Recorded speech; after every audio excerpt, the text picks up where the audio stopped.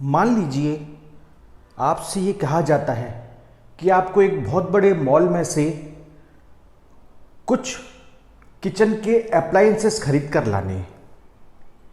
आप उस मॉल में पहुंचे तो आपने देखा वहाँ चीज़ें इधर उधर बिखरी पड़ी हैं या कुछ ऐसे रखी हैं कि आपको किचन का एक सामान एक जगह मिल रहा है और दूसरे के लिए आपको बहुत दूर ढूंढने जाना पड़ रहा है और तीसरे के लिए तीसरे सेक्शन में जाना पड़ रहा है, तो आप परेशान हो जाएंगे।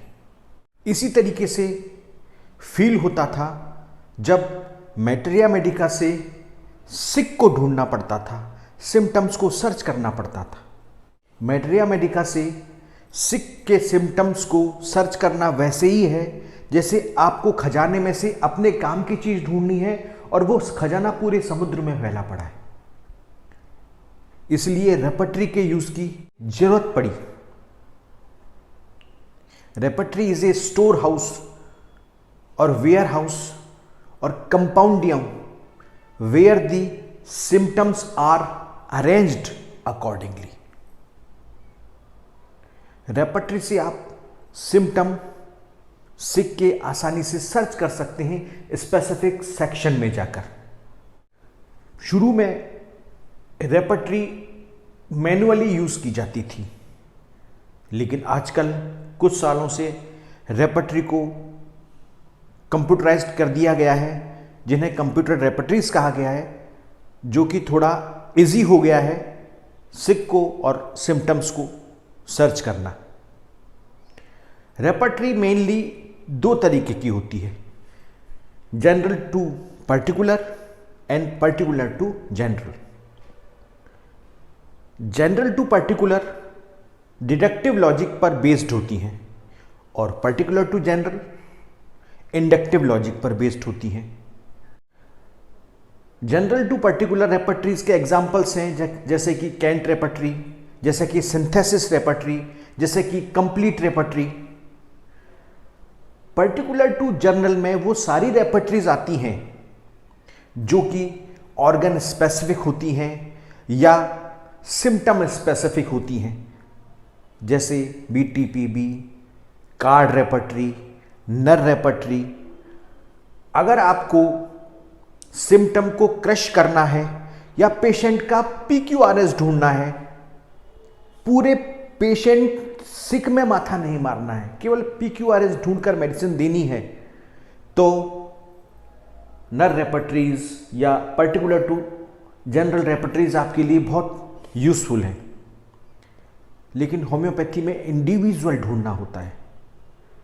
आजकल हमारी ये आदत है, जैसे ही स्टूडेंट होम्योपैथी करके निकलते हैं उन्हें इजी सब चीज़ चाहिए होती है, क्योंकि उन्हें पता है एक सिक से स्पेसिफिक इंडिविजुअल निकालना बहुत ही मेहनत का काम है। तो वे कोशिश करते हैं कि किसी बड़े होम्योपैथ के अंडर जाकर बैठ जाएं, उसके फंडे उन्हें कुछ मालूम पड़ जाएं और उन फंडों से उनका काम निकल जाए, या ये पता पड़ जाए कि फलाने डॉक्टर किस रेपर्टरी से काम करते हैं, उनमें वो उस रेपर्टरीज में वो कौन कौन से सिम्टम मेनली सर्च करते हैं। तो उनके लिए उनको लगता है कि हमारे लिए यूजफुल रहेगा। लेकिन मैं आप लोगों से यह कहना चाहूँगा कि अगर आप रेपर्टरी यूज़ करते हैं तो आप रेपर्टरी को पूरा समझिए। आप समझिए कि जनरल टू पर्टिकुलर रेपर्टरी कैसे काम करेगी या पर्टिकुलर टू जनरल कैसे काम करेगी।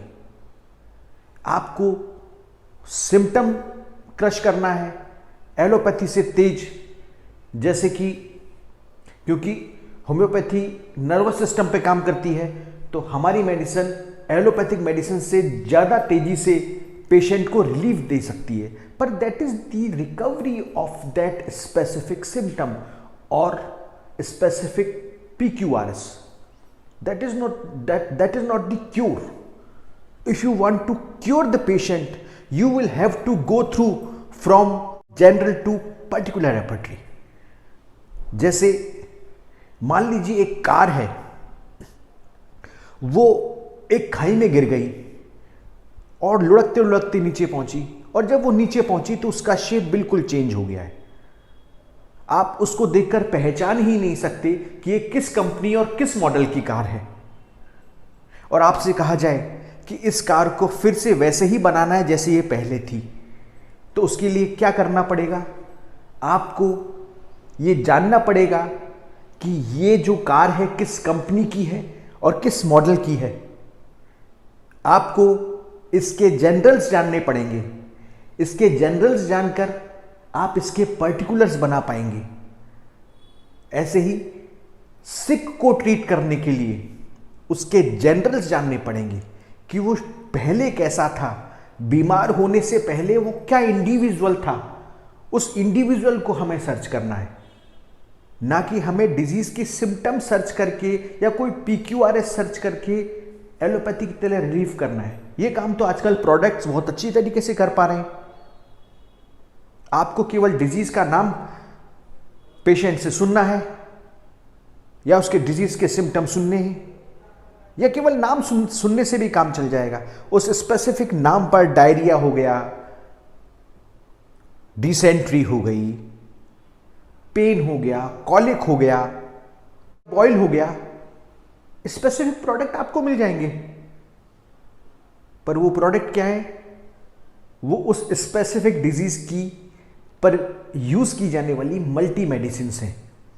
सॉरी टू से मैं कहना चाहूंगा कि क्या हम होम्योपैथी को एलोपैथी बना देना चाहते हैं?